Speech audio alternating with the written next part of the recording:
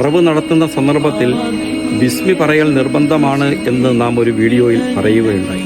നിങ്ങൾ ആ വീഡിയോ കണ്ടു കാണും, ഇല്ലെങ്കിൽ ആ വീഡിയോ നിങ്ങൾ കാണുക.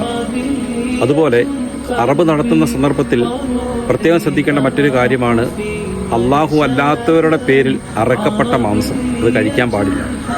അള്ളാഹു അല്ലാത്തവരുടെ പേരിൽ അറക്കപ്പെടുന്ന സമ്പ്രദായം ജാഹിലിയ കാലഘട്ടത്തിലും ഇന്നുമുണ്ട്. ബിംബങ്ങളുടെ പേരിലും വിഗ്രഹങ്ങൾക്ക് വേണ്ടിയും ദേവീ ദേവന്മാർക്ക് വേണ്ടിയും അമ്പിയാക്കൾ ഔലിയാക്കൾക്ക് വേണ്ടിയും ഒക്കെ അറവ് നടത്തപ്പെടുന്ന ഒരു ഏർപ്പാട് പണ്ട് കാലം മുതൽ ഇന്ന് നിലനിൽക്കുന്ന ഒരു ഏർപ്പാടാണ്. അങ്ങനെ അള്ളാഹു അല്ലാത്തവരുടെ പേരിൽ അറക്കപ്പെട്ട മാംസം തിക്കൽ അത് വലിയ തെറ്റാണ് എന്ന് ഖുർആൻ പഠിപ്പിക്കുന്നുണ്ട്.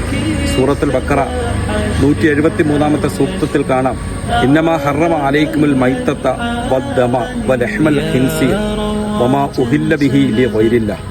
അല്ലാഹു സുബ്ഹാനഹു വ തആല പറയുന്നു, നിങ്ങൾക്ക് ശവവും രക്തവും പന്നിമാംസവും അള്ളാഹു അല്ലാത്തവരുടെ പേരിൽ അറക്കപ്പെട്ട മൃഗത്തിൻ്റെ മാംസവും നിങ്ങൾക്ക് നിഷിദ്ധമാക്കിയിരിക്കുന്നു എന്ന്. അപ്പോൾ അള്ളാഹു അല്ലാത്തവരുടെ പേരിൽ അള്ളാഹു അല്ലാത്തവരുടെ നാമങ്ങൾ ഉച്ചരിച്ച് അറക്കപ്പെട്ട മൃഗത്തിൻ്റെ മാംസം കഴിക്കൽ കുറ്റകരമാണ്, ഹറാമാണ്.